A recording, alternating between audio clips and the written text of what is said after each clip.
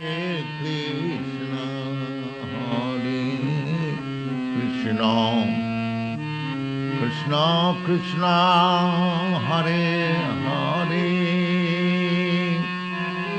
Hare Rama, Hare Rama, Rama Rama, Hare Hare, Hare Krishna, Hare Krishna, Krishna Krishna, Hare Hare, Hare Rama, Hare Rama, Rama Rama, Hare Hare, Hare Krishna, Hare Krishna.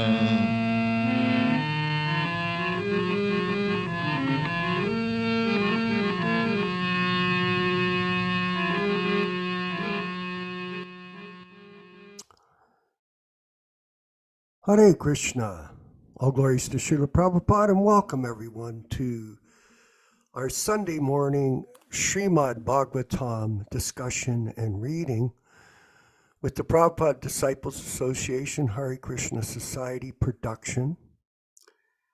And we want to welcome all of the devotees globally who are participating. This is our regular sadhana program, weekly sadhana program of 4.5 hours of hearing from the community of Vaishnavas that are focused on Prabhupada's teachings without any adulteration or change. Because it seems that in this modern world, everything is ephemeral, everything is under change, and also it appears that people do change philosophy. Despite in our society being cautioned not to do so, and people quote Prabhupada, that Prabhupada said this or Prabhupada said that, therefore it must be true. And it was interesting to note, about 6 months ago, I quoted a saying that I had heard in the movement when I was fully participating as a president in Toronto, that Prabhupada had said this: work now, samadhi later. Now, one of our godbrothers from Australia made a point. He said, well, I've never seen that in any of the Vanapedias or scriptures online. Work now, samadhi later. Very interesting. And the reason I repeated it was because I had heard it from, it was sort of a common expression back then.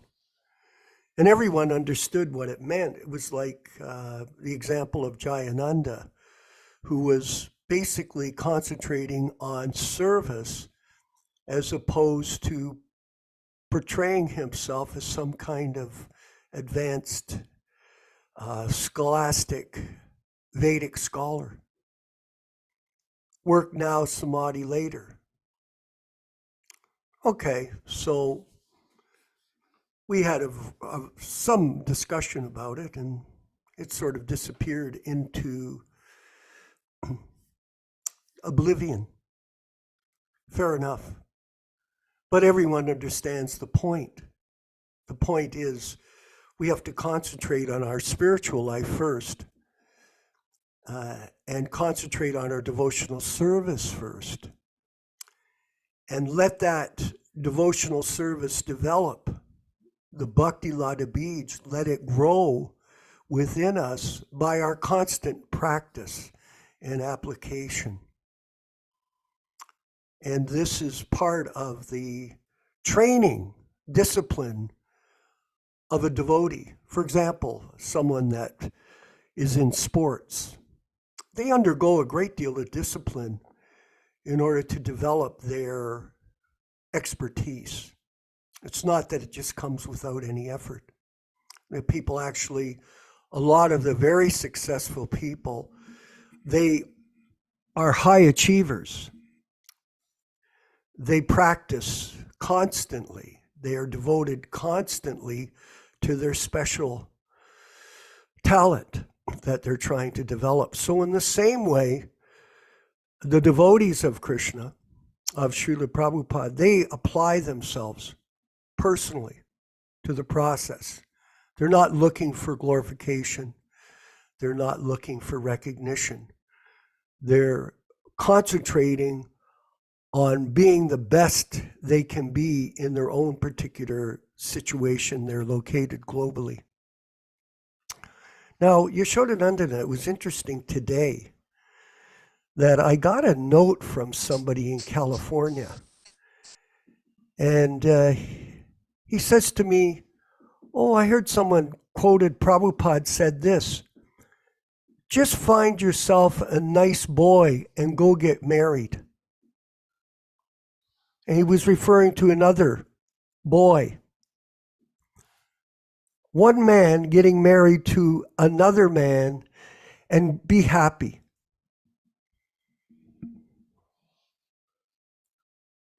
Prabhupada said, what? I wrote back to him, no, this is absolutely a fallacy, incorrect. This is not something, Prabhupada never promoted sex life. In fact, I just read an interesting purport in Chaitanya Charitamrita, I may read it later on, about married life in regards to Lord Chaitanya and how he perceived it. So Prabhupada never promoted sense gratification, whether it's homosexual or heterosexual. And we all know that homosexual behavior is not Vaishnava behavior. It's far, far from that. But yet, somehow or other, even within the ISKCON group, there's some kind of tolerance for that.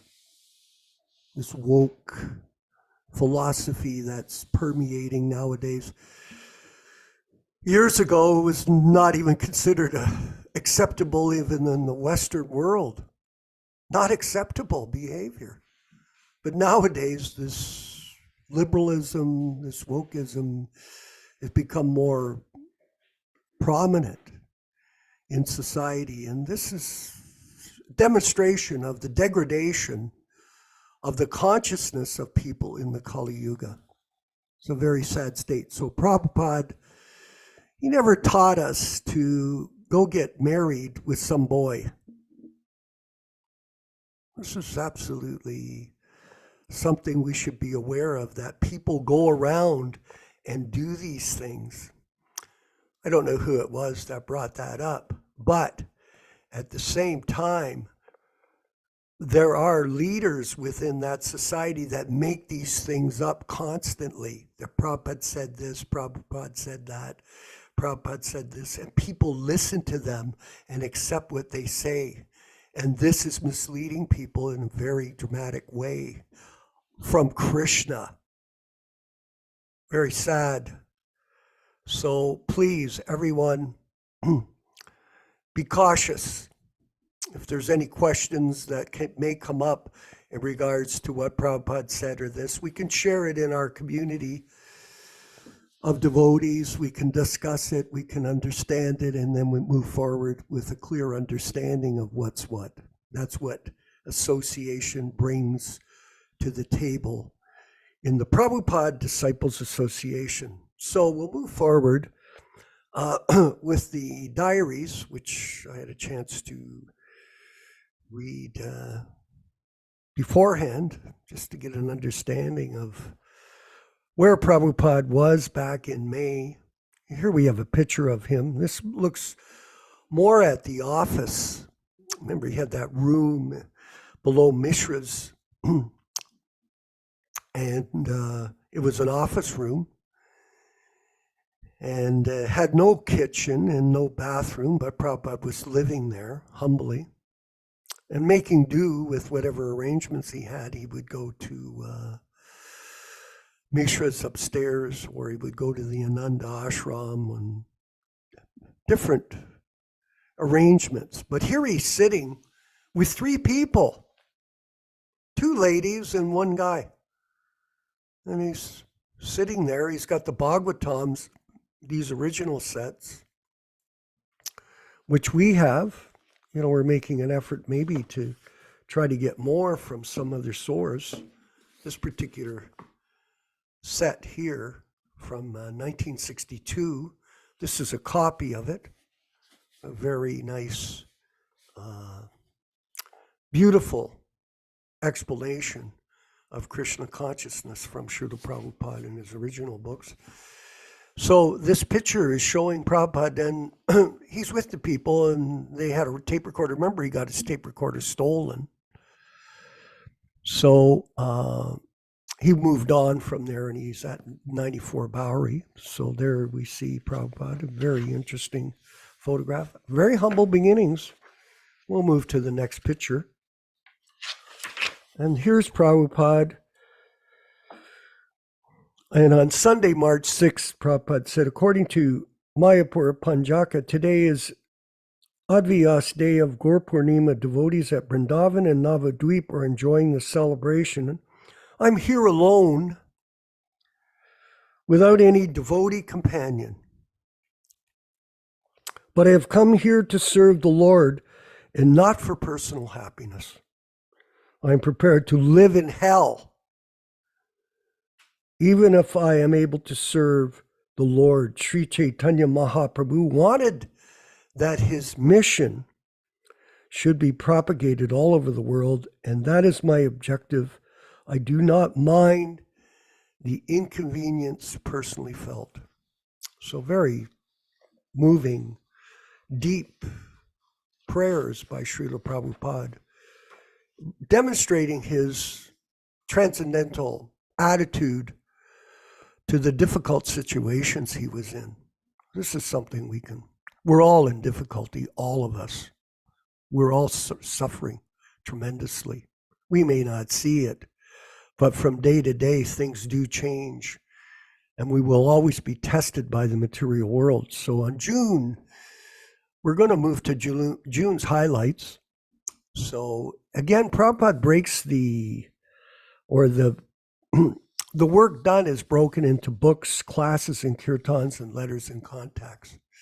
So this is the summary on June 7th or June 2nd on account 5 books, $5. On the 4th, Mike paid the balance for book, $4. 6 book collection, Raphael, 3 taken, $4. 1 gentleman has taken a set of books. Altogether, 5 sets distributed out of 16. There's a balance now of 11 sets. On the 8th, there was a book collection of $4. On the 10th, a book collection of $4. Income books, accounts receivable, 80 cents. The 13th, there was a book collection of $2. On the 14th, book collection of 7. So he's progressively selling books. Mr. Smith Press representative, a friend of Carl, came to see me, took a note of my activities, took 1 set of books, and book collection was $16. On the 20th, book collection was $1.25. On the 21st, 1 letter written to Paragon Book Gallery. 22nd Theological Lodge at 347 East 72nd Street. Kept 1 set of books on approval. Institute of Religions and Social Studies invited me to see at 10:30 a.m. with books. And the book collection was $1. 23 one of the books deposited with the director of the Institute of Religions and Social Studies. It is settled that the director will directly deposit the value in the bank. So please note it. He's not giving away the books for free. There's a rule, if you give something away for free, then a lot of times people put no value in it. So Prabhupada was setting that example by charging people some nominal fee for the books that he was distributing. On the 24th, one Michael Grant took one set of books. He desires to pay gradually. That's Mukunda. Mukunda, who became initiated, got married. Book collection was $1. Classes and kirtans. So on the 1st of June, in the evening, there was a meeting. There was a gathering of about 16 heads. Bob came with some flour and suji. I required some flour and Krishna sent it. Contribution was $12. The lecture was very interesting. On the 3rd in the evening, there was a class, and it was the best than all previous classes. There was attendance about 20, and contribution was $19. So about 90 cents each. On the 4th, a Sanskrit class, the contribution was only $9. In the evening on the 6th, the meeting was about more than 16 men and women attended. The meeting was interesting, but the collection was poor. Contribution only $9.50. On the 8th, there was a meeting in the evening. About 16 persons attended, one of which was a Chinese woman who became very much interested. The collection was $11. So he's at the Bowery here. It's a little bit more facility for presenting the philosophy. So he's, as you see, his facility is giving him more attendance at the classes. So he's becoming more enlivened because he's seeing some positive response. 10th in the evening, there was a meeting, 12 heads present. Contribution was only $8. Super cheap people. 11th in the evening, there was a Sanskrit class, 5 attended, and the contribution was $2. Eventually, he gives this up.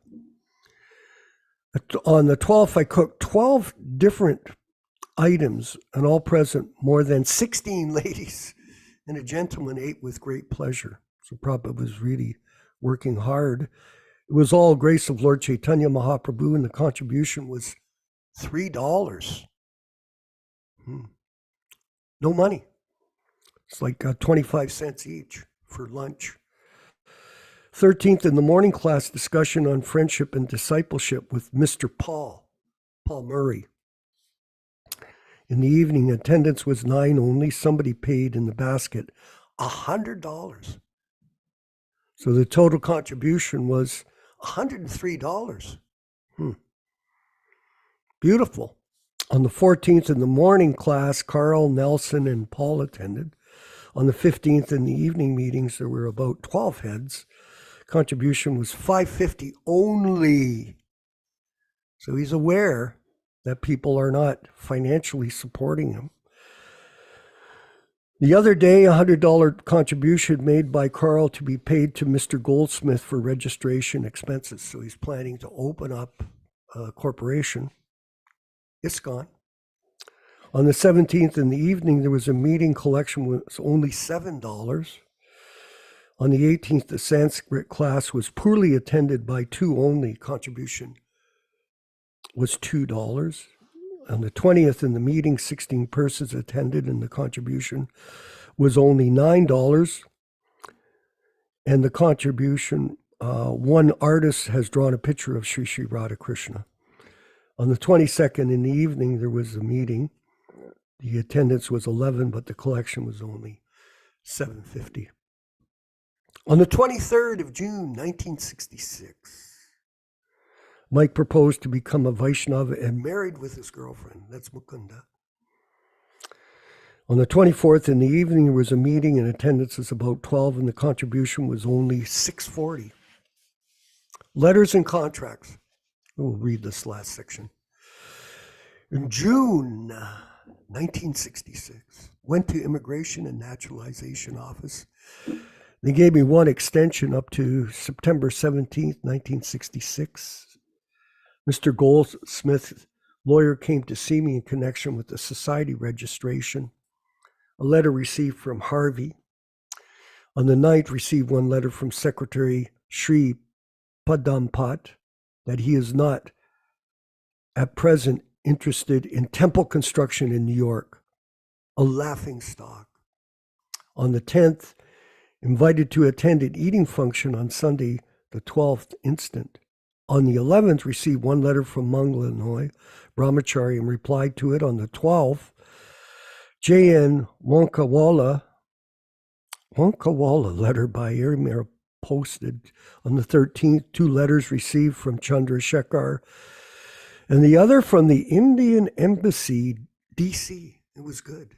So he's encouraged here. 14th, Carl deposited money at telephone offices. Expected that next week by Tuesday, there will be telephone connection in my name. $40 paid by Paul for such deposit. On the 17th of June, 66. Mr. Smith came to see me. His girlfriend gave me address. Professor Day Kurt Lydecker, professor of philosophy at Mary Washington College of Virginia, specializing in Oriental philosophy. It is expected incorporation will take place after June 6th, 1966. So even though Prabhupada only got an extension to September 17th, he's still moving forward to establish ISKCON in America. On the 18th, one letter received from Vrindavan and the other received from Tirtha Maharaj. Vrindavan's letter replied and deposited by Dawn and posted by Dawn. On the 20th, one letter received from Mangala Niloy. He's trying to get him to come over as a brahmachari and help him. He has no help. Remember, he's on his own here. Today, on the 21st, telephone connection made. I talked with Mr. Bogart and Mrs. LeBlanc. Inquired about Yolanda. Dr. Mishra twice attempted, but no response. He tried to call Mishra. My phone number given to the Theosophical Lodge, they will inform after consulting Madame Wadia. That's on the 22nd.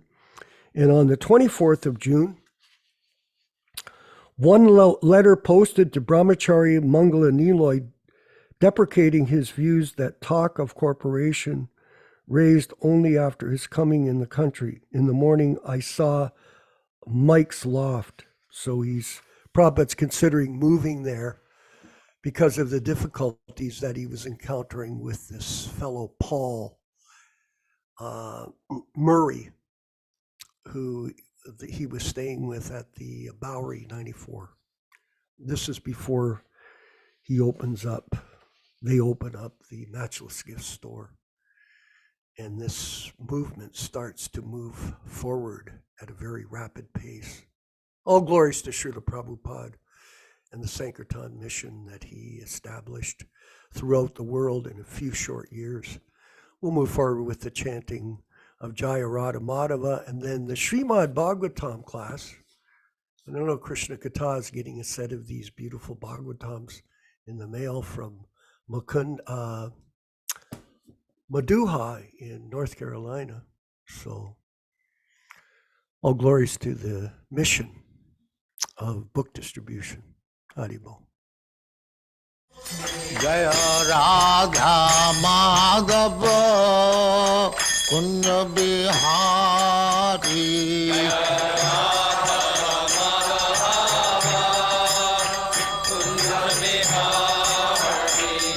Jaya Radha Madhava Kunja Bihari.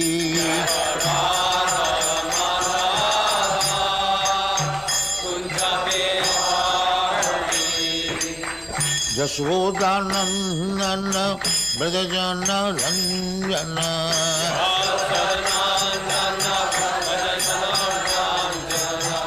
Jashodanandana Brajajana Ranjana.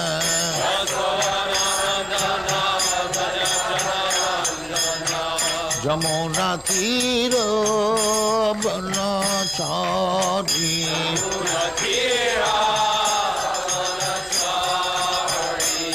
Jamuna Tira Banachari.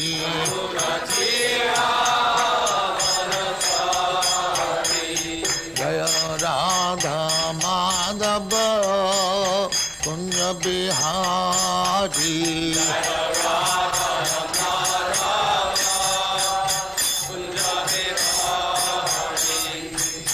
Gopi Jana Vallabha Girivaradhari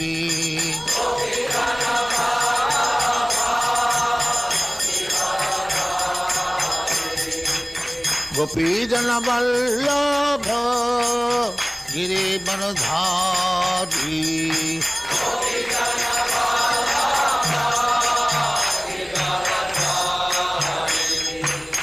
Yasodhanandana Vrajajana Ranjana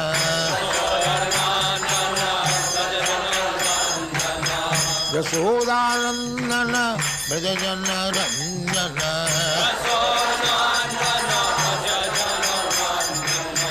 Yamuna Tira Banachari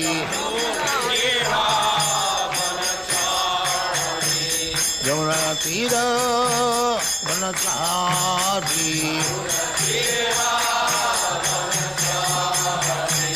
Jaya Radha Madhava Kunja Bihari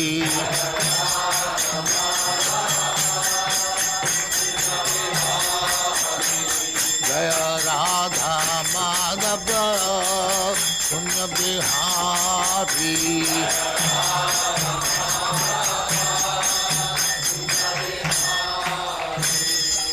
Jaya Muspa Paramahansa Parivrajagacharya Sattvaresvara Smadhati Siddhanta Saraswati Goswami Prabhupada ki Jai Ananta Koti Vaishnava ki Jai Ramacharya Shri Haridas Thakur ki Jai Prem se kaho Sri Krishna Chaitanya Prabhu Nityananda Shri Advaita Gadadhar Shivasari Gaur Bhaktivinoda ki Jai Shri Radha Krishna Bhog Gopinath Sam Khand Radha Khand Giridhar ki Jai Vrindavan Dham ki Jai Navadvip Dham ki Jai Ganga Mai की जाए जमुना माई की जाए गुरु द्वारका धाम की जाए स्वामी तो भक्तबिंद की जाए और ग्लोरी टू देयर सिमर और glory to their simmer thank you very much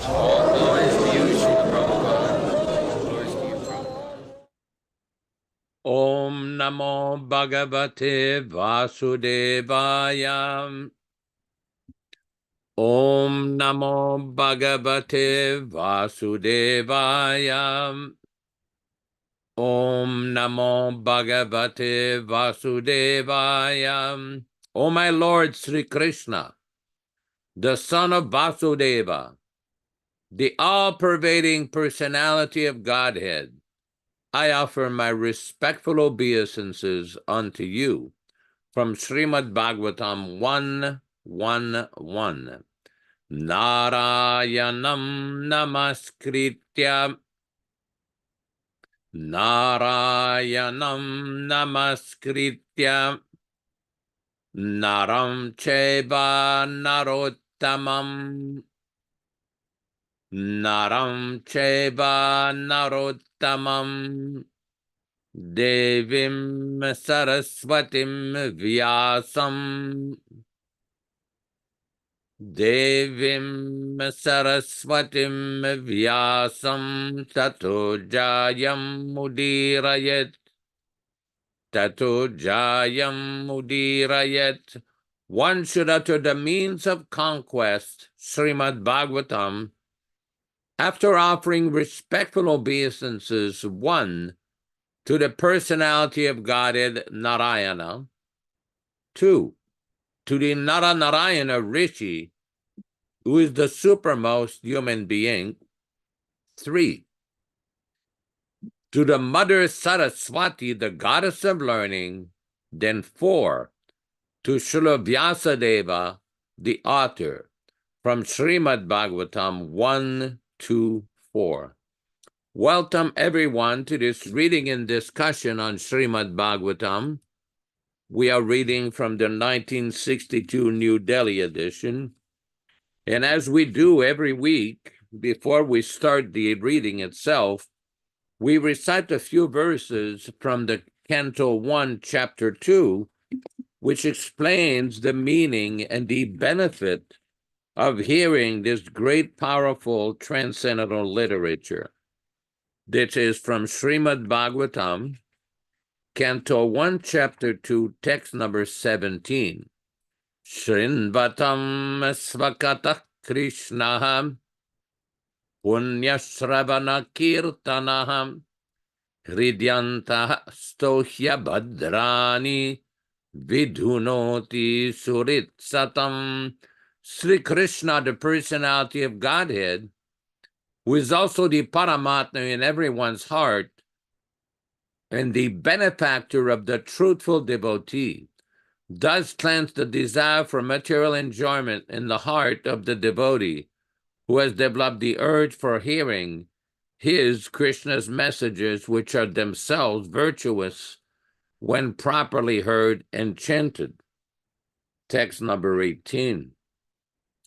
Nashta prayeshu vabhadreshu nityam bhagavata sevayam bhagavatyuttama shloke bhaktir bhavati naistiki.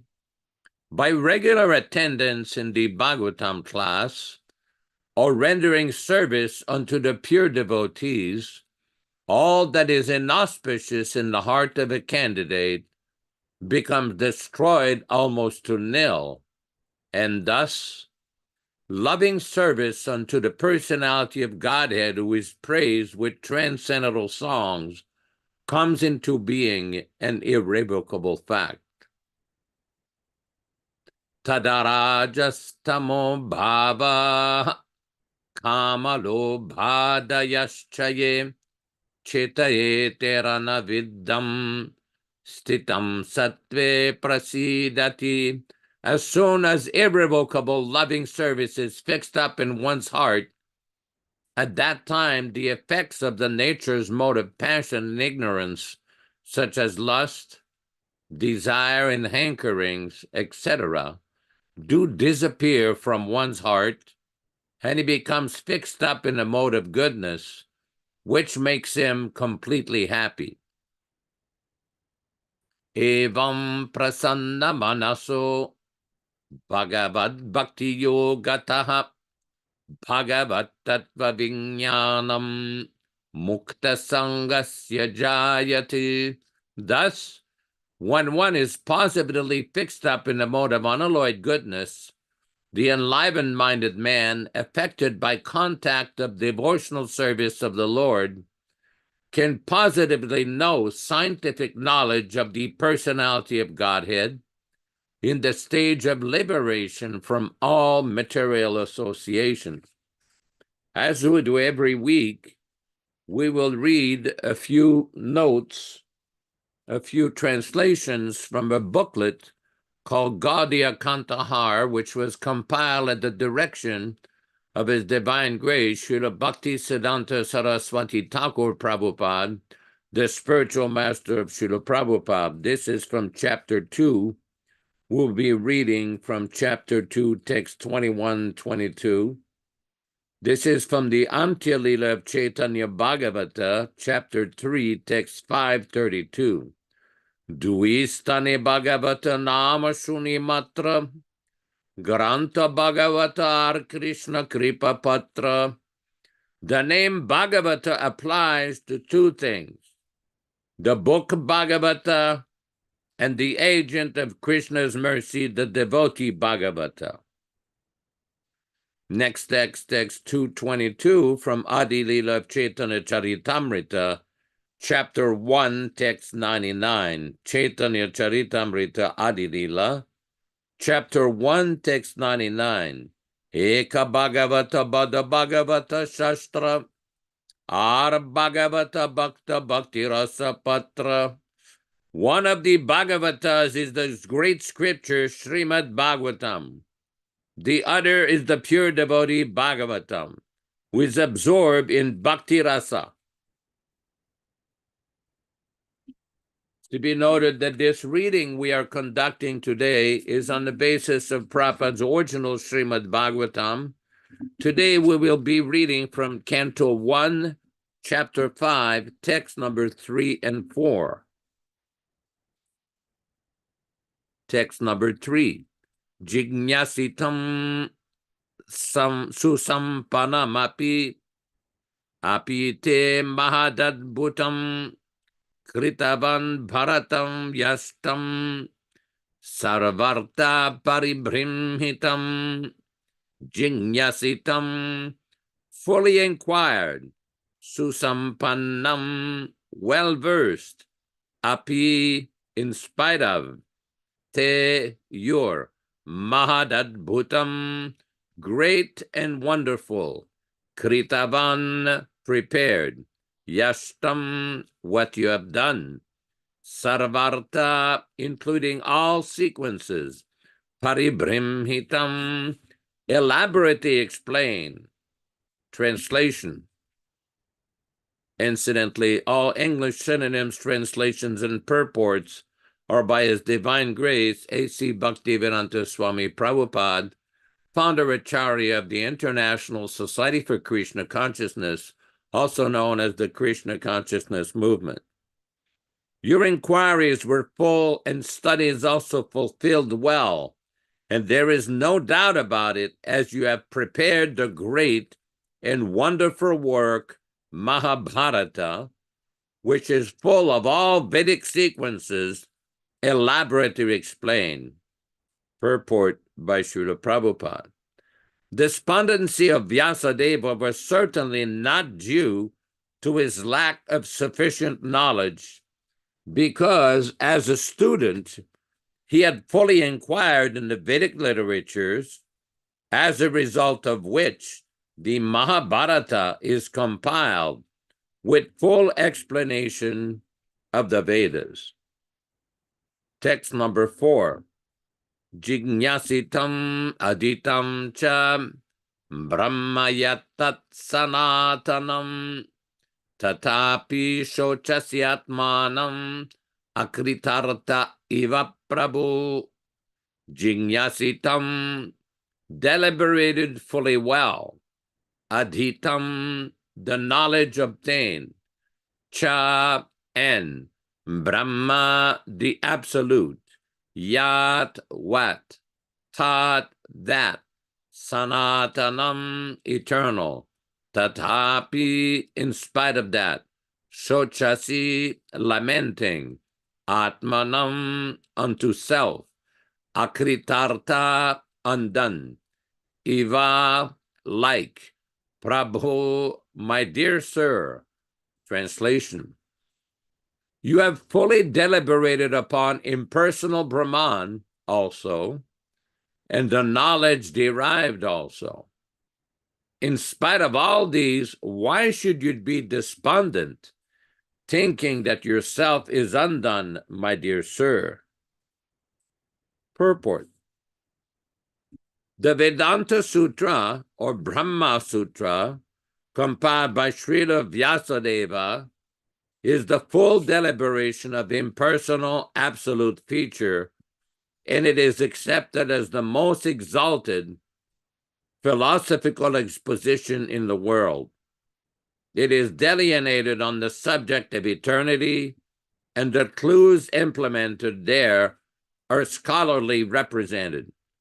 So there cannot be any doubt about the transcendental scholarship of Vyasadeva, and why it shall be like this, that he shall consider himself as undone in the matter. Om Ajnanati Mirandasya Jnananjana Shalakaya Chakshuran Militam Yena Tasme Shri Gurave Namaham Namaum Vishnupadaya Krishna Prestaya Bhutale Srimate Bhaktivedanta Swamin Niti Namine Namaste Saraswate Deve Gauravani Pracharine Nirvishesha Shunyavadi Paschatya Deshatarine Bhakti Siddhanta Shishyayam Bhakti Vedanta Namine Prasannaya Prashantaya Tasme Shri Gurave Namaha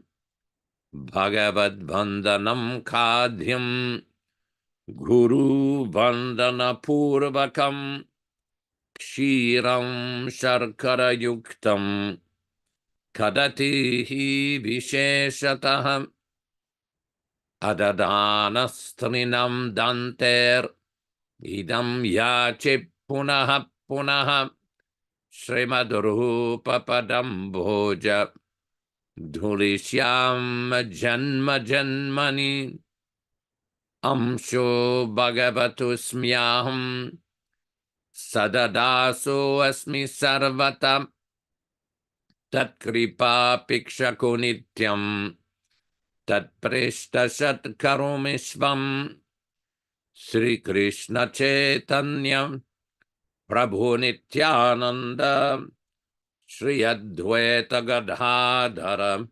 Srivasadi Gaura Bhakta Vrinda Hare Krishna Krishna Krishna Hare Hare Hare Rama Rama Rama Hare Hare. There is a Gaudiya Vaishnava literature that was compiled after the six Goswamis. It is basically the history of the Gaudiya Sampradaya during the manifested presence of the six Goswamis, called Bhakti Ratnakar, compiled in the late 1600s. And it gives the history of all the great Gaudiya Vaishnavas, especially Narottam Das Thakur, Srinivasacharya, Shyamananda Prabhu, and all the great preaching work that all of these great acharyas did after the departure of the six Goswamis.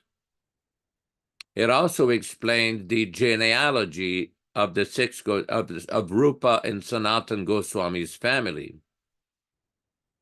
Rupa and Sanatan Goswami's family originally came from Karnataka, from a Brahmana community called Gauda Saraswata Brahmanas, very strict original Brahmanical community. And as we know, and as described by Śrīla Prabhupāda, that these six Goswamis were all very highly educated, especially Rupa and Sanatana, even before they became disciples of Sri Chaitanya Mahaprabhu. They were very fluent in Sanskrit, Bengali, Urdu, Persian. They were ministers in the government. They were not some rickshaw driver class. They were highly educated. But yet, despite being so highly educated, we see in the relationship when Lord Chaitanya met Rupa and Sanata in Ramakeli in West Bengal, the first thing they did is express themselves as the most fallen souls. Mattulyo nasti papatma na paradi chakashana parihare pilajjam me kim bruve purushottama. They're expressing themselves in the most humble manner, that we are the most sinful, Mattulyo nasti papma, no, we are the greatest offenders. We're not even ashamed of this. My dear Lord, kindly forgive us. And it described in the Chaitanya Charitamrita and other Gaudiya Vaishnava literatures that Chaitanya Mahaprabhu was very impressed with the humility of Sanatan Goswami, or soon to be Sanatan Goswami and Rupa Goswami. Their Muslim names were Dabir Kash and Sakar Malik. The point is that despite their great erudition, their great knowledge, they were very modest, very simple. We have all heard in the Chaitanya Charitamrita, Prabhupada has mentioned that story several times, that in Jagannath Puri, Chaitanya Mahaprabhu was so impressed with the humility of Sanatan Goswami that he wanted to embrace him despite the fact that Sanatan Goswami had some kind of skin disease, that it didn't matter to Chaitanya Mahaprabhu. when Chaitanya Mahaprabhu instructed Sanatana Goswami in Varanasi, we see that there is mention in the Chaitanya Charitamrita that for 10 days continuously, Chaitanya Mahaprabhu kept instructing Sanatana Goswami. It is not that the 6 Goswamis compiled these literatures by research. No, it was revealed to them by the mercy of Sri Chaitanya Mahaprabhu. Coming back to the point that before Chaitanya Mahaprabhu instructed Sanatana Goswami, there is a very important exchange in the Chaitanya Charitamrita where Sanatana Goswami is expressing to Chaitanya Mahaprabhu that regular people, they call me Pandit, but I do not know who I am. I do not know where I'm going. Now, this is a very important point. Sanatana Goswami was not a fool, highly educated, but before Sri Chaitanya Mahaprabhu, he's expressing himself. He's showing the perfect example of Vaishnava humility. This is a very important point, because we see here in the Bhagavatam that Nārada Muni has arrived on the scene and he's detecting that his disciple Vyasadeva is not happy. He's not satisfied. He's frustrated. But Vedavyas was very qualified. Very qualified. I mean, compiled the 4 Vedas. He had compiled the Puranas. He had compiled the Mahabharata with 100,000 verses. So many other Vedanta Sutra. So many exalted Vedic literatures, but he still did not feel satisfied. And as we go into more detail of all of this, it is very important to understand. Prabhupada is explaining, so there cannot be any doubt about the transcendental scholarship of Vyasadeva and why it shall be like this. He shall consider himself as undone in the matter. So despite the fact that he had such great scholarship to show example to the conditioned souls in this age, he is expressing himself that I'm not happy, I'm not contented, I'm not satisfied. And the explanation will be given because of not glorifying the activities of the Supreme Personality of Godhead. Now, when we look upon, they have that website, Vanipedia, where there are so many beautiful explanations of why Vyasadeva received the instruction from Nārada, explaining to him the dissatisfaction. This is explained in Chaitanya Charitamrita, Madhya Lila, chapter 22, text 19. Chaitanya Charitamrita, Madhya Lila, chapter 22, text 19. When pure knowledge is beyond all material affinity, but is not dedicated to the Supreme Personality of Godhead, Krishna, it does not appear very beautiful. Although it is knowledge without a material tinge, what then is the use of fruitive activities which are naturally painful from the beginning and transient by nature if they are not utilized for the devotional service of the Lord? How can they be attractive? Śrīla Prabhupāda explains. This is a quotation from Śrīmad-Bhāgavatam 1:5-12. Even after writing many Vedic literatures, Vyasadeva felt very morose. Therefore, his spiritual master, Nārada Deva, told him that he could not be happy by writing about the activities of the Supreme Personality of Godhead. Up to that time, Śrīla Vyasadeva had written about the Karma Kanda and Jnana Kanda section of the Vedas, but he had not written about Upasana Kanda or Bhakti.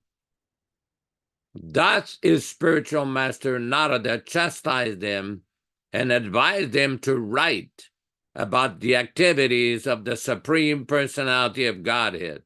Therefore, Śrīmad Vyasadeva began writing Śrīmad-Bhāgavatam. Now, why is this so important? Because we will see in the subsequent verses, as we study this very carefully, Prabhupada is giving systematic explanation of the reason for the dissatisfaction of Śrīla Vyasadeva. Interesting, in Badrinath, when we went there in 1976 with a devotee named Smarhari, very nice devotee from England, very, very intelligent, very capable devotee. He used to make all kinds of arrangements for all kinds of things. And we went to Badrinath. And when we went there, in Badrinath, the sacred place where the Pandavas went there, all the great acharyas visited there. This is the place where the incarnation of Narayana, the incarnation of the personality of God, had reside there. Every year in the winter, you cannot reside there because there's too much snow. The place is about 10,000, 11,000 feet above sea level, with mountains on both sides that go 18,000, 19,000 feet. So you can imagine the level of snow to get there. Here in California, just at 4,000 feet, just like a few days ago, we got 8, 10 inches of snow here. But in the place like the Himalayas, in Badrinath, it's pretty severe. So the pujaris have to close down the temple, and they come back in the spring when the snow melts down a little bit. And every spring when they come back, there is fresh incense and fresh lamps that have been offered. And the understanding is that the demigods, the devas from Svargaloka, they come to do the seva, the murti seva, the archa seva in the winter time. And close to Badrinath, there is a nice place called Vyasa Guha. This is the place where Vyasadeva used to reside 5,000 years ago, and according to the Vedas, he's still there. Of course, if one is qualified to see him, I'm not implying that I'm qualified here. I'm most unqualified. But it's interesting, when we tried to go there, they say, oh, you cannot go there, you're a foreigner. There is problem with the Chinese up in the mountains, you cannot go there. But some Indian people that were going there, trying to get the blessings of Vyasadeva. So there's, like we've discussed before, there are so many great personalities which are still living. In the Chaitanya Bhagavata, which was complete after the departure of Chaitanya Mahaprabhu, there's an interesting Sanskrit verse, Adyapihi Lilakoro, that the activities of Chaitanya Mahaprabhu, even today, now this was written after the disappearance of Chaitanya Mahaprabhu's pastime in 1534 AD. Some scholars said 1533 AD. So the Srila Vrindavan Das Thakur expresses that right now, even after his disappearance, these transcendental pastimes of Chaitanya Mahaprabhu are still being experienced by so many great devotees. We've often told the story how in 1572 in Keturi, Narottam Das Thakur and Lord Nityananda's wife, Janadevi, organized a very big Vaishnava festival where they installed 5 different deities, it had a massive Samkirtan, invited all the followers of Chaitanya Mahaprabhu from everywhere in Bengal, in Orissa, in Bihar, in East Bengal. Everybody came. And it is described in this book, Bhakti Ratnakar, that they had a massive kirtan glorifying on the appearance, on the opening day of these ceremonies. And the entire Panchatattva Lord Chaitanya Mahaprabhu, Nityananda Prabhu, Lord Advaita Prabhu, Srivas Thakur, they all came and they were dancing in front of everybody. And this was actually recorded in the historical records of the Gaudiya Sampradaya. For those people who were so stuck up in the bodily materialistic concept, Vapuvad conception of life, this may be a little difficult to understand. Even though some of them are devotees, we don't want to show any disrespect to any devotees. This is not our philosophy is to show respect to all devotees, even devotees with whom we may have a philosophical disagreements with. But what we see is some of them have a very poor fund of knowledge and even a poorer fund of realization. That's what he keep arguing. Well, how can Prabhupada do this? This would not be according to the tradition. Oh, really? So you have become such an expert in a tradition that you know better than Prabhupada, the ambassador of Lord Chaitanya? Lord Chaitanya Senapati Bhakta, who went all over the world and brought the mission and message of Lord Chaitanya, and you have become such a big scholar and a big pandit that you know tradition better than him? Very interesting. Tradition according to whom? It's interesting. People make arguments without thinking about the ramifications and consequences of their statement. Just like in the legal field in criminal law, if a suspect, or sometimes in law they call a person of interest, is being interrogated by the police or by detective, skillful detectives are not going to sit down in the first 30 seconds and start accusing him all kinds of things. They'll make him talk. Where were you? What did you do? What did you do after that? What did you do before that? In other words, they'll get him to talk, to open up. Some will open up, some won't. But they're very skilled at answering questions in a way to elicit answers that the criminal will incriminate themselves. So one has to be intelligent. Prabhupada knows all the tradition. He knew all the history of the Gaudiya Sampradaya, of his spiritual master's institution. He understood and knew everything very well. And whatever arrangement he made before his departure were perfectly according to tradition, perfectly according to Shastra or scriptural regulation. Just like in the Sri Vaishnava Sampradaya, this is an important example. There is the story according to a book called Prapanamrita. This is a historical account of the development of the Sri Vaishnava Sampradaya, and they describe how Ramanujacharya, at that point he was a householder, and there had been some dispute with his wife or his family. So he went to the temple of Varadaraja in Kanchipuram in northern Tamil Nadu, and went into the temple with his householder clothes, came out with sannyasi clothes. He took sannyas by himself. Now that is Ramanujacharya. No one can really imitate that. So is somebody, some upstart, going to say that he didn't follow the tradition? He didn't follow the normal standard? So one has to be very careful when people launch these kind of big declarations about tradition and so-called knowledge of Shastra. Prabhupada had complete knowledge of Shastra, complete knowledge of tradition, and everything we did was complete and perfect. If those that don't understand this, they should study these books more carefully, original books. Of course, if one changes the books, there might be a very different result, a very different understanding. To whom it may concern, respectfully presented. Thank you very much. Thank you very much for that wonderful explanation of today's verses. and purports and a deep insight into the pastimes of Śrīla Prabhupāda from your direct recollections and experience.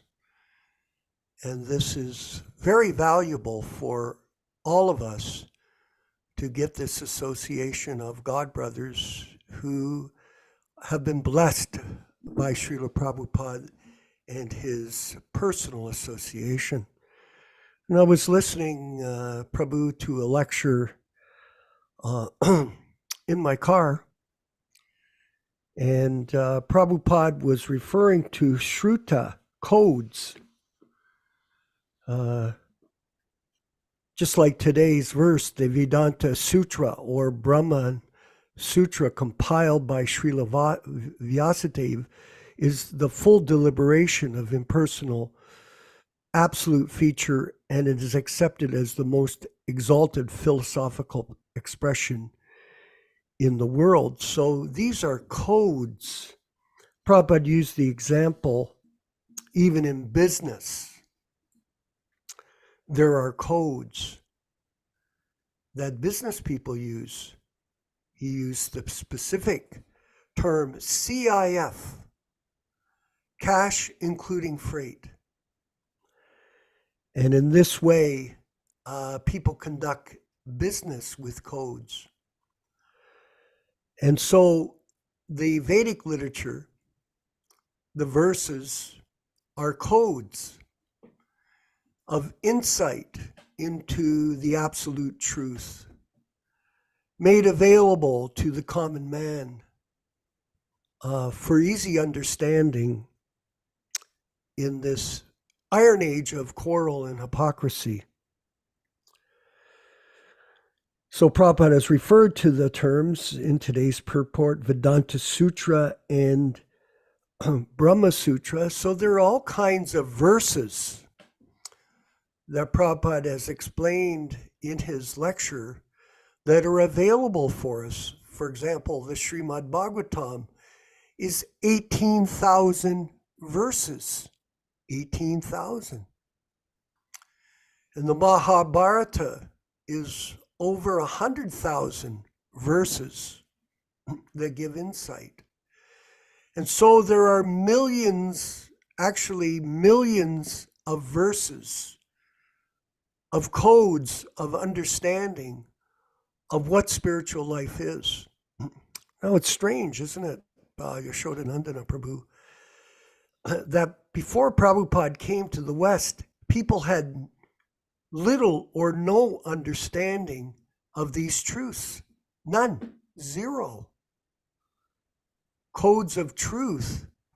Because the Western world is so engulfed in Maya, so engulfed in illusion, so engulfed in petty conversation, news. The news, it's the garbage. It's like you get the newspaper. We don't get the newspaper anymore. But we used to get the newspaper, you'd read it, and what would you do with it right after? Throw it away. Because it was garbage news, garbage music. The same three chords and stupid lyrics that people create for personal aggrandizement and material success. So much frivolous conversation, frivolous literature, frivolous activity that completely destroys the spiritual opportunity of the human form of life. Completely destroys it. And this is the infection that we're trying to overcome. And there's a treasured house of information in the Vedic literature, and Prabhupada is directing us to utilize our time carefully in this manner. Because time is a very valuable asset, everyone. Time and tide wait for no man. And the proper utilization of time is described in Śrīmad-Bhāgavatam, both by rising and setting of the sun, the time reduces the life of everyone except those who utilize the time for studying, glorifying the Supreme Personality of Godhead, Lord Shri Krishna. And we're very fortunate, everyone, and I wanted to bring this point up, Yashodanandana Prabhu, that Prabhupada has summarized for us all his disciples in his books, the Shruta, the codes of religion for us as disciples to study carefully. And he even stressed Dharma Bhavana, that one should be careful not to read other books. This is a serious disease that can affect the devotional creeper of the devotee. For example, people that go off and start reading these literatures given by the Gaudiya Math. I have so many here that have been given to me from different people in my library here, and I look at them occasionally. I think, oh, let me just see if I should read this or study this. And then invariably, I turn away from them and go directly to our books. Our translations that Śrīla Prabhupāda has meticulously and articulately given to us for our benefit, because this is the unique relationship between the guru and disciple. It's a personal relationship, very personal. So many people may give opinion, oh, I think he's this or that. Really, the only opinion we're interested in is the opinion of our spiritual master and Krishna. Prabhupada said, do not try to see Krishna, but try to act in such a way that Krishna will want to see you. This is the main focus of the devotee. The discipline of a great devotee is his focus or her focus on the orders of our spiritual master. And so he insisted, and there are many quotes in that manner given by Śrīla Prabhupāda for us to remember this. Just simply study Śrīmad-Bhāgavatam, Bhagavad Gita, Chaitanya Charitamrita, Nectar of Devotion. I believe there's 132 books of different sizes and shapes that have been given by Śrīla Prabhupāda. It's an encyclopedia of information. It's not just a little bit, it's a lot. I have 37 or 38 volumes of Prabhupada's discussions. I don't know if any of you have that set of books, but they are conversations between Prabhupada, all his conversations transcribed into English for people to study and read everything, because it was actually the mercy of the devotees that we at least understood, our group, that we should capture this valuable information, because Krishna Katha is very valuable to understand this one point, that everything that Prabhupada spoke is Shastra. It's just like Lord Chaitanya, everything he spoke was Shastra. It wasn't mental concoction. It wasn't opinion. It was a transcendental message from the spiritual world for the benefit of the conditioned souls to get out of this cycle of repeated birth and death, which we're all in. For one who is born, death is certain. For one who has died, birth is certain. This is a rule of life that cannot be ignored.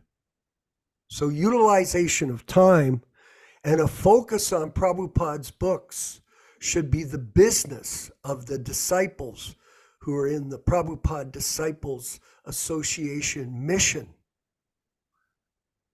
This reading of all these other books can lead to Sahajiyism. Very much so. where people start to talk like they're on some prema bhakti level. Oh, and they're discussing Ras Leela. You see it every day. Discussing Ras Leela like there's some kind of gopi. There was a group called the Gopi Bhava clique that emerged in our society even during Prabhupada's presence. Not good. And this is all due to deviations from the strict path of bhakti yoga given by Śrīla Prabhupāda to his disciples. Just like association. Be very careful who you associate with. Be very careful. I know some of us, we have friends. I know I had friends from the ISKCON movement years ago. I get criticized. Oh, I saw that picture of you with Gopal. Well, I knew these people. I worked with them for years and years and years. So there are some photos of this and that. Does it mean that I'm part of their group? Of course not. We're kind people. We're respectful people. But at the same time, we do not agree with them and their philosophy. Not at all.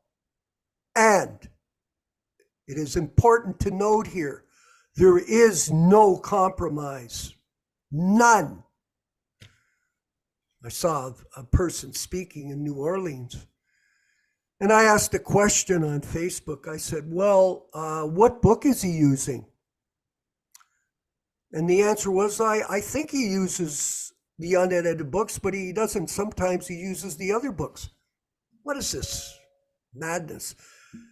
I asked a further question. Does he accept the bogus ISKCON gurus as representatives of our disciplic succession? I'm not sure. I said, well, he's in a compromised position.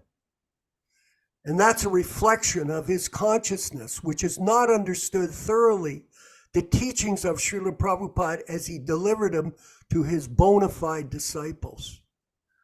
So this reading of other books, the studying of the Gaudiya Math, this can only lead to so much confusion. And Prabhupada sent me a personal letter. He said, do not associate with my God brothers. So that's our instruction. Yashodanandana Prabhu, if you could further elaborate, and then we'll move to comments with our group. I wanted to quote part of a purport. Part of a purport from Chaitanya Charitamrita, Madhya Lila, chapter 19, text 160.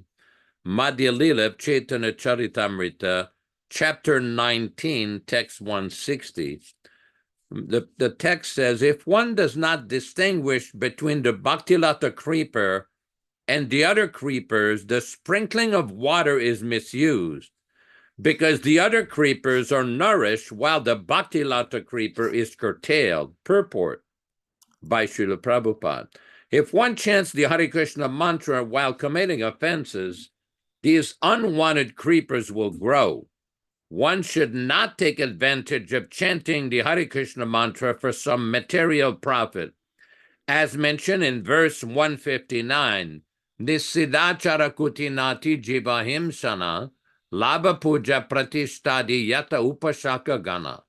The unwanted creepers have been described by Srila Bhaktisiddhanta Saraswati Thakura. He states that if one hears and chants without trying to give up offenses, one becomes materially attached to sense gratification. One may also desire freedom from material bondage like the Mayavadis, or one may become attached to the yoga siddhis and desire wonderful yogic powers.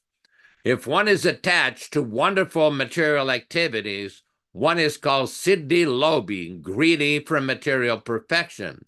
One may also be victimized by diplomatic or crooked behavior, or one may associate with women for illicit sex. Others may make a show of devotional service like the Prakrita Sahajiyas, or one, this is the very important point here, or one may try to support this philosophy by joining some caste or identifying himself with a certain dynasty claiming a monopoly on spiritual advancement. Thus, with the support of family tradition, one may become a pseudo-guru or so-called spiritual master.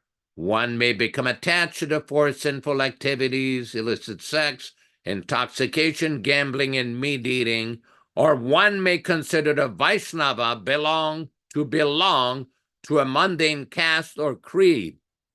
One may think, this is a Hindu Vaishnava, this is a European Vaishnava. A European Vaishnava is not allowed to enter the temples. In other words, one may consider Vaishnavas in terms of birth, thinking of one a Brahmana Vaishnava, a Shudra Vaishnava, a Mlecha Vaishnava, and so on. One may also try to carry out a professional business while chanting the Hare Krishna mantra or reading Śrīmad-Bhāgavatam, or one may try to increase his monetary strength by illegal means. So this way, Prabhupada describes many of the dangers and pitfalls, especially this false idea of claiming monopoly on spiritual advancement. I see that we have Bala Ganesh Prabhu and Nilesh Dalal Prabhu with their raised hand. Hare Krishna.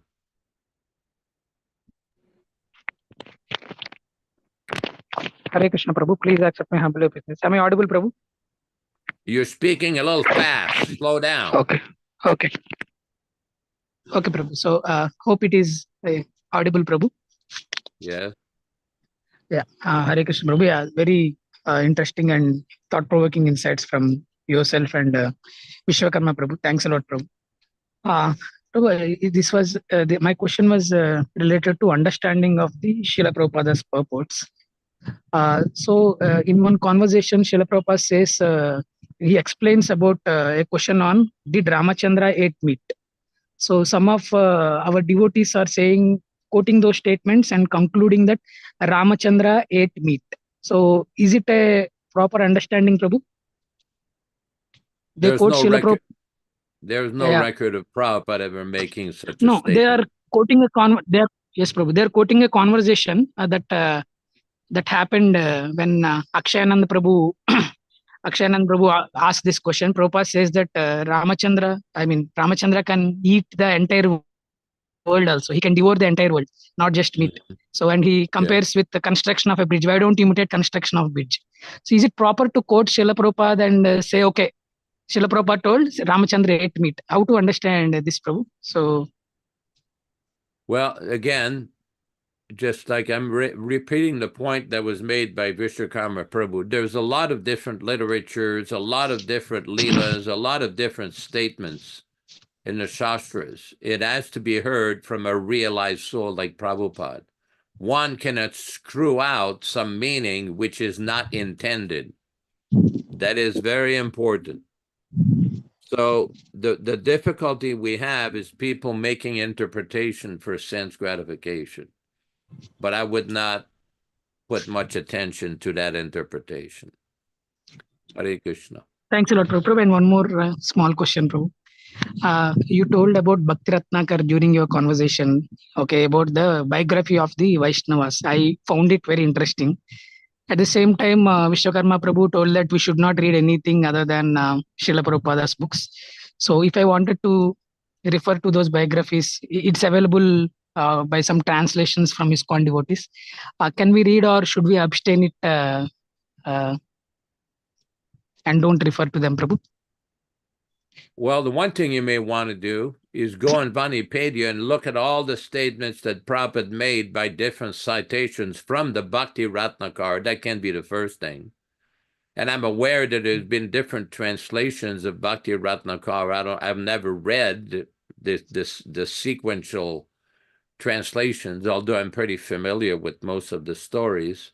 But devotees have to use their intelligence. They cannot jump over to all these different translations without first studying the information given by the Acharya. That's why I suggested a devotee go to the Vanipedia website or some other website and look at all these different quotations from Śrīla Prabhupada about Bhakti Ratnakar. There's so many different citations there that are given. And then if they want to go, just like in Prabhupada's books, there is a statement that devotees should read the Śrīmad-Bhāgavatam, but Prabhupada did not translate that book. So devotees have translated that book, and they're reading that. And another place in the Chaitanya Charitamrita, when Prabhupada talks about the biography of Madhvacharya, Sripad Madhvacharya, Prabhupada did not translate that biography, but Prabhupada said that one should consult that book if one wants to know more about the biography. So there are different statements by Śrīla Prabhupada. When this issue came up in a discussion with Achyutananda, where people said that whether or not we should read the books of the previous Acharya, that whether we should or should not, Prabhupada said, I never said that you should not read the books of the previous Acharya, but you should read our books first. In other words, if one reads and studies our books, the Bhagavatam books, the Prabhupada's books, so, if one reads Prabhupada's, especially those original first edition books, then one will get a solid understanding. Otherwise, it's very easy for people to be lost, because then people get translations.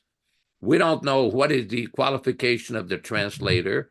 We don't know what is their political affiliation or whatever. So it creates a problem. Hare Krishna. Exactly, Prabhu. Yeah, and one more question can I ask, Prabhu, or should I wait? Oh, hold on. You've gone with one question or three questions. There's some other people here. We'll deal with your questions later. Sure, Prabhu. Thanks a lot, Prabhu. Go ahead, Vishwakarma, Prabhu. Well, Vishwakarma? Oh, yes.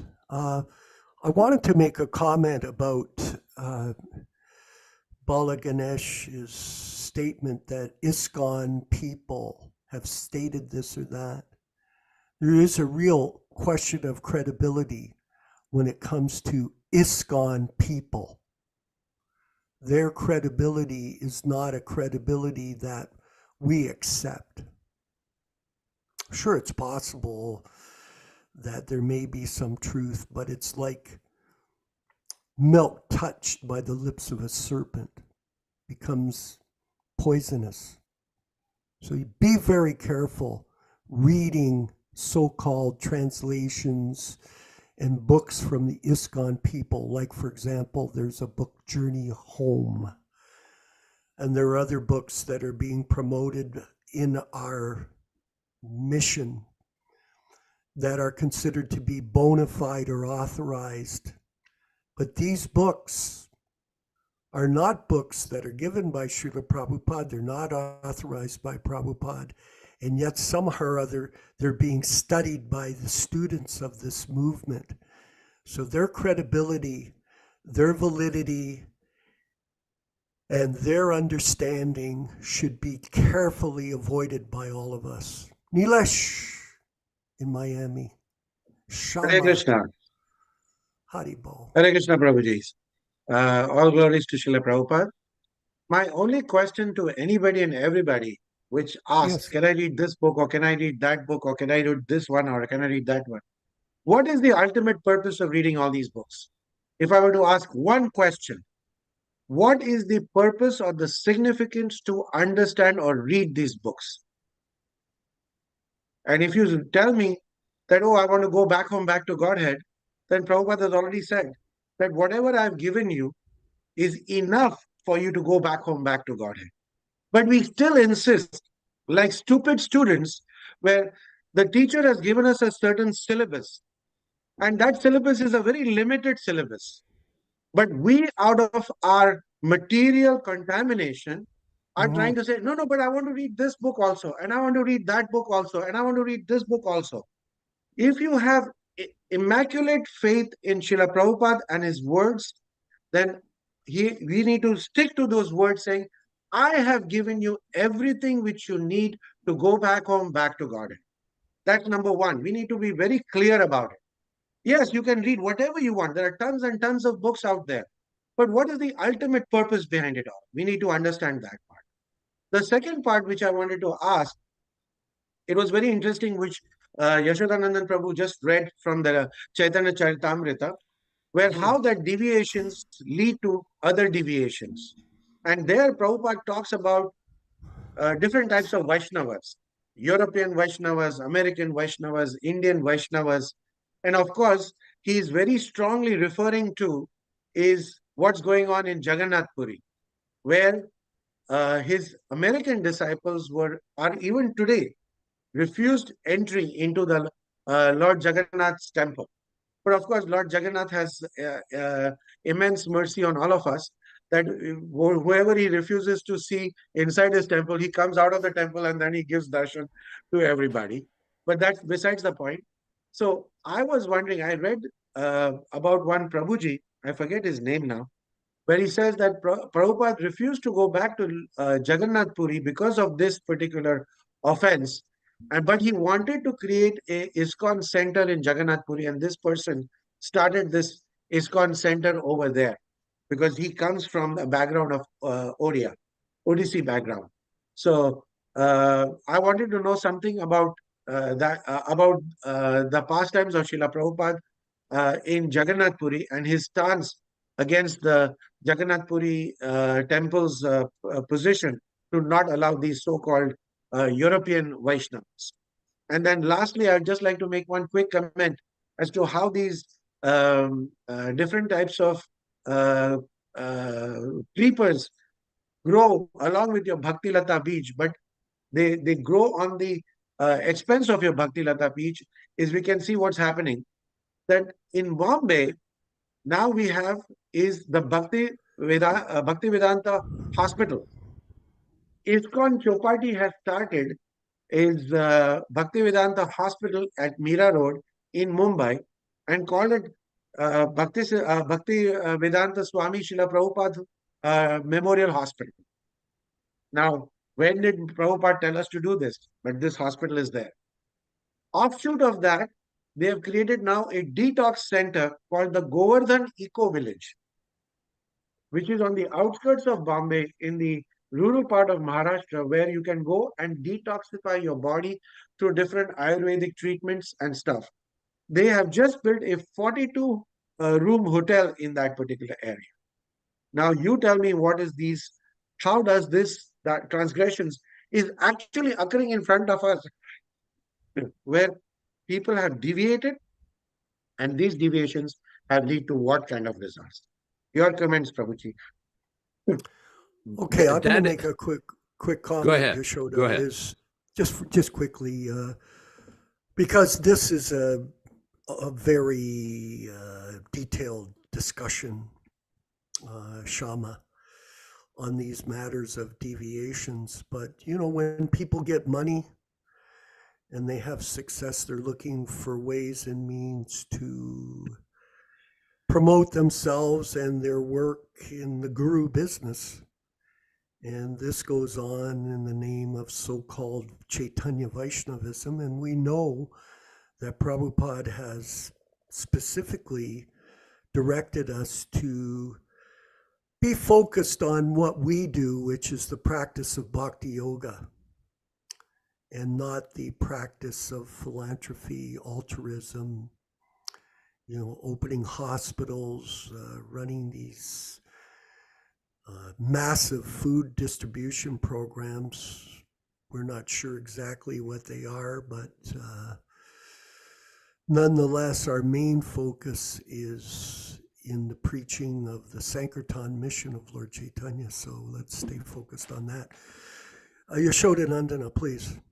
I'm going to make a very brief statement. There is a clear difference between the followers of the Rupa Anuga Sampradaya, the bona fide followers of Rupa Goswami, true Śrīla Prabhupāda, and those who follow the Rupi Anuga Sampradaya. The Rupi Anuga Sampradaya is mostly concerned with money making by no matter what. So those are deviations which Prabhupada has very clearly, just like we read in this purport of Chaitanya Charitamrita a few minutes ago. So we have to very clearly distinguish, to learn to distinguish the difference between bona fide Rupa Anuga Sampradaya and people who follow the Rupi Anuga Sampradaya. Thank you. Tim Lee, Paranjana. I see you've made some interesting comments on the Gaudiya Math infiltration. I was in Mexico recently, Krishna Katha, and I saw that the Gaudiya Math members, whoever they are, there's all kinds of these sannyasis, are going to Mexico and preaching to the very sincere people there and making them disciples. So this is another outreach opportunity, fresh preaching grounds to build numbers. Maybe you could make a few comments today. Tim Lee, Paranjana Prabhu.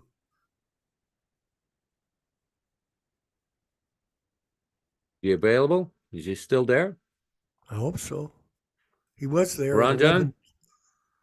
11:28. Let me see if he's still there. Doesn't appear. Dharma Bhavana, couple of comments. Go ahead. Okay, just unmuted. Yeah, thank you, Hare Krishna. A few months ago, there was one of the local ladies took part in the Zoom class, and she asked a question, maybe beyond her realization about Radharani or something. And she said that she was chastised for asking the question. And I said, wow, what mercy. And I was telling her that if you're trying to become a devotee, you need to get chastised, because that's how you start on this path, that our pride becomes minimized and our false ego becomes less. And that way we can actually start to become a devotee. So, and another part of that was that it was a comment that not enough ladies take part in our discussions. And I said, okay, fine. Ladies are very important. They're just as important as anyone. And they should try to take part more and more and ask questions, try to make comments.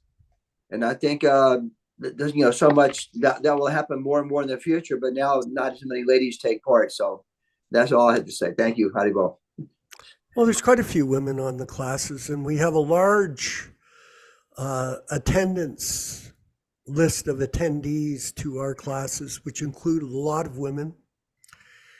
And we don't make any discrimination between men or women at all. We have certain rules that we put up in the invitations that you can read when you get your email for the link.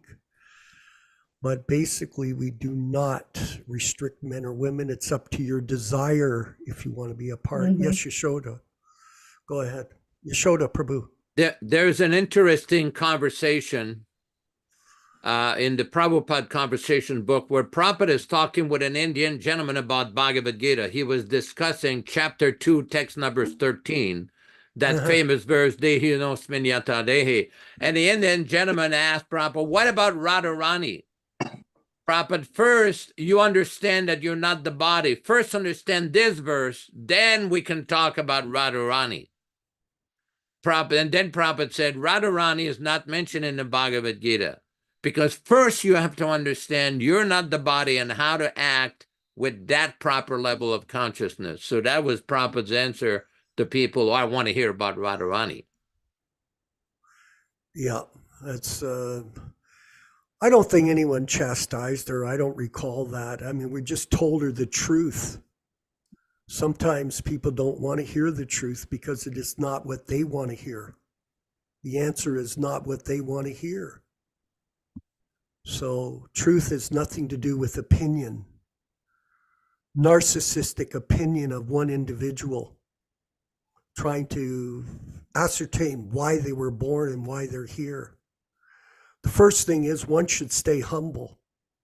Try to stay humble in this world of multiple living entities, billions and billions of them. Stay humble. We've got, Yashoda, I see we've got Kevin G. I think he's had his hand up yesterday. Let's try to get a question from him. Sure. Kevin G. Where are you? Hare Krishna. Yeah. Yes, Prabhu. Thank you. Hare Krishna. Haribol Dandavats to all the devotees. Thank you very much for the class. There's so many things that were said. So many things. Like I'm just lighting up because there's so many things. I just had a phone call. I just wanted to comment because some things you mentioned Vishwakarma Prabhu. I had a phone call yesterday with a friend of mine who haven't spoken to her in a little while. But she was coming to the just a small handful of times. She came to the Tennessee temple that Prabhupada established 1975, Murari Sevika, and that's the temple ISKCON temple. I was exposed to it, learned about it 5 years ago when I moved to Tennessee after I was attending Kishore Chicago for my whole Krishna consciousness since 2013, serving, spending time with devotees there, and spent the summer there before I moved here. And I moved here, went and visited, served Nitai Gaurachandra and the deities, and she came to temple a few times, and then she found out, and I found out there was a Prabhupada disciple who used to stay at the Murari Sevika property, and he decided one day, I have Krishna Prema now, and these young followers he has back then, 3 years ago, he told them, "Oh, you all have Krishna Prema also. You don't have to follow the four regs anymore." And my friend, my young friend, was serving there on weekends. He used to go help. He said he saw marijuana smoking was happening in front of the deities, and he said, "Okay, this is crazy. I can't come here until this nonsense goes away."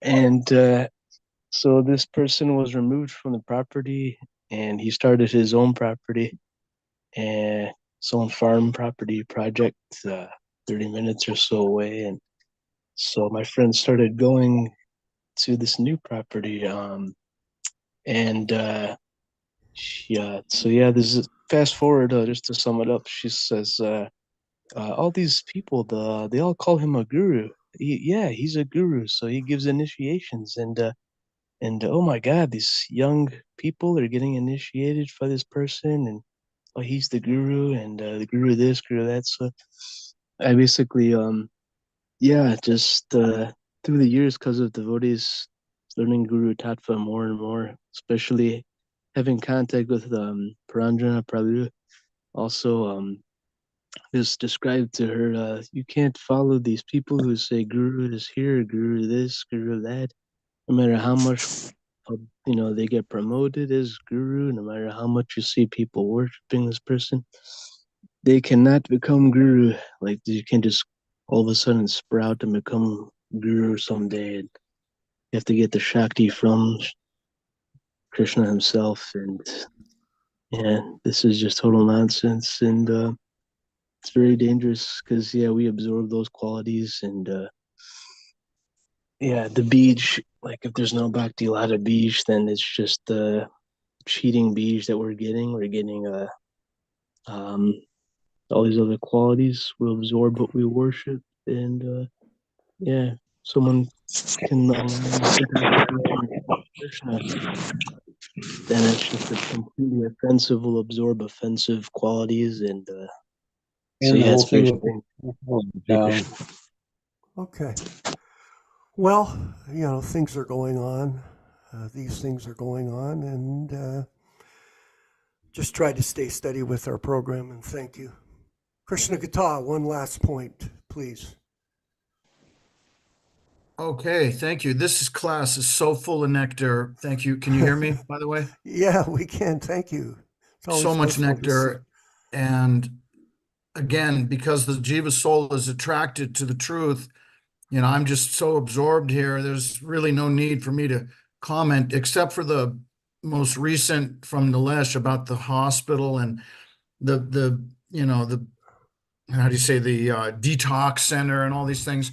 Prabhupada said, this is just for the body. We are here to help people with their soul. We're going to feed their soul. We don't care about the body. The body's temporary. And so when you look at the personality that led the charge to build this, he's all about the body. He's all about fame and adoration and distinction and profit. And so it fits what his agenda is. his agenda isn't, a preaching center and Prabhupada's pure books like we're doing, like you and Yashoda. His agenda is, no, let me put, my spiritual master's name on something that he directly said, don't do this. And then when he was challenged, he said, well, Prabhupada's not my guru. It's like, okay, but you're putting the name of our spiritual master on this hospital, but he's not your guru. So it's clear that he was just chasing money, chasing sense gratification. And anytime there's something like that built, it's just an extension of your own personal sense gratification. These are the teachings of Prabhupada. It's just simply an extension of your lusty desire to fame and adoration and distinction and profit. And that's all that is. It's just helping the body. That's it. All right. Well, thank you, everyone. Thank you all for such another great meeting, another great class, so many good discussions. Thank you all so much. Hare Krishna. Well, this is the opportunity of association with like-minded devotees, and we build momentum together as servants of Śrīla Prabhupāda. And Nilesh made a good point.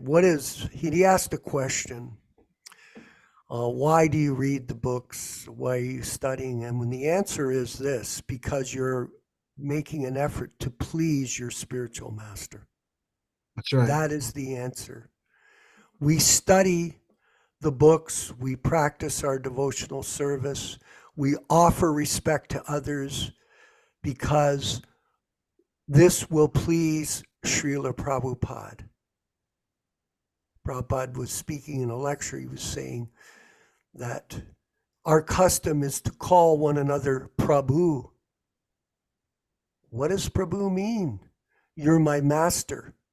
When people forget this etiquette, when they forget what is Krishna consciousness, which is the association of devotees who are serving the pure devotee, when they become enamored or involved in other things which are deviant to Śrīla Prabhupāda's teachings, that will cause them to become confused, so confused and bewildered by this material world, which is a deep, dark well of confusion.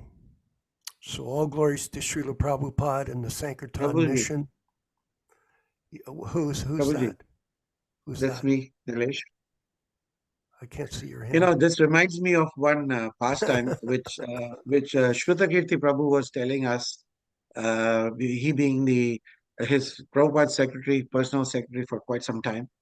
So he was saying once he was sitting with Śrīla Prabhupada, and Prabhupada was lost in the ecstasy of his books, and he says, if anybody read this Krishna book, they'll go back home, back to Godhead.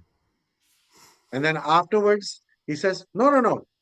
If anybody reads only this chapter of this book, they'll go back home, back to Godhead, if they understand it properly.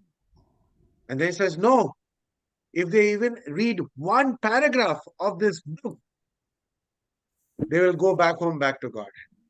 This was the ecstasy which Prabhupada showed from his books.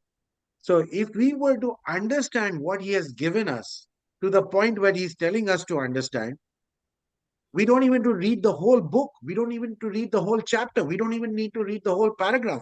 He says one sentence and we can go back home, back to Godhead. So why increase our syllabi? The Prabhupada has given us the syllabus, stick to it, and that's what we need to reach our final destination. Gatir Anyatha. Gatir, final destination. You see? Hare Krishna. Haribo, excellent. So thank you, everyone. We will see you next Wednesday evening for Chaitanya Charitamrita class. And if you have any questions or you want to reach out to us, our email addresses are available on social media. And you can reach me anytime on Facebook Messenger. And in this way, we can stay in contact and communication. We have to communicate with each other in the hopes of overcoming this war on Maya. So all glories to the Sankirtan movement, all glories to the Prabhupada Disciples Association, Hare Krishna Society. Hare Bol. Shri Krishna Chaitanya Prabhu Nityananda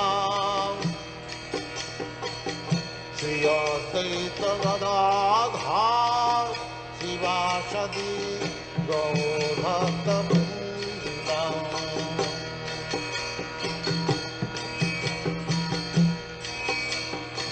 Shri Krishna Chaitanya Prabhu Nityananda Shri Advaita Gadadhar Sivasadi Gaur Bhakta Vrinda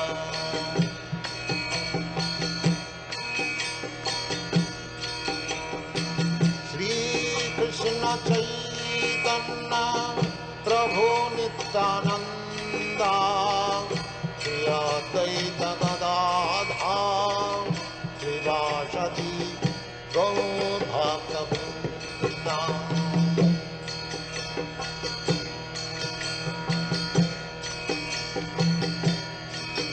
Hare Krishna,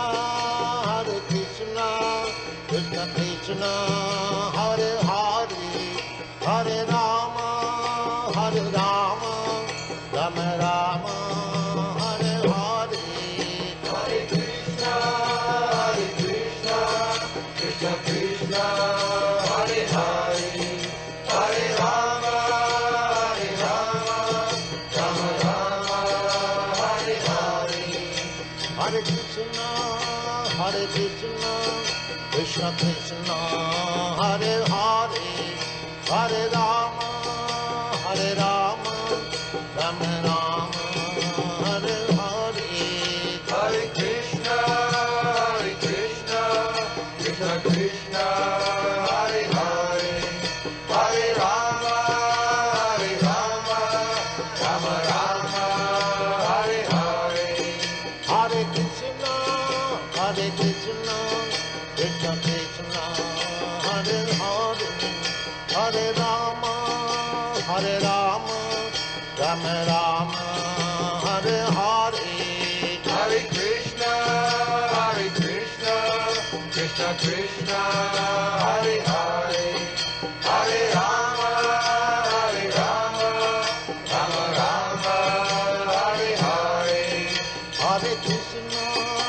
Hare Krishna, Krishna Krishna, Hare Hare, Hare Rama, Rama Rama, Hare Hare. Hare Krishna, Krishna Krishna, Hare Hare, Hare Rama, Rama Rama, Hare Hare. Hare Krishna, Krishna Krishna, Hare Hare, Hare Rama, Rama Rama, Hare Hare. Hare Krishna, Krishna Krishna, Hare Hare, Hare Rama, Rama Rama, Hare Hare. Let us offer our respectful obeisances to all the assembled Vaishnava devotees. Vanchakalpa tarubhyascha kripa sindhubhya evacha patitanam pavanebhyo Vaishnavebhyo namo namaha.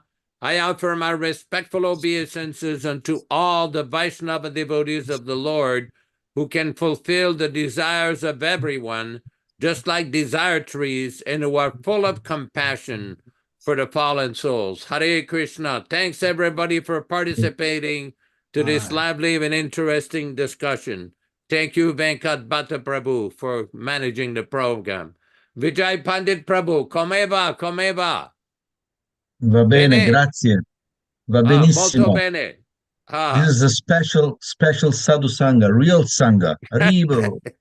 Tutte le glorie, sulla divina grazia, Śrīla Prabhupāda. Tutte le glorie, tutte le glorie. Apakrita Prabhu, comment ça va? Ça va bien? Is he there? Apakrita, no, not there. Very good, very good. Hare Krishna. Okay. Hare Krishna Prabhu, comment ça va? Ça va bien? Apakrita? Haribolo? No, not there. Okay, we'll see everybody on next Wednesday for Sri Chaitanya Charitamrita. Thanks everybody for participating. Hare Krishna. Hare Krishna. Vandeham Shri Guru Shri Juta Padakamalam Shri Gurum Vaishnava Vangsha Shri Rupam Sagrajatam Sahagana Raghunathannitam Tang Sajivam Sadaitam Savadhutam Parijana Sahitam Krishna Chaitanya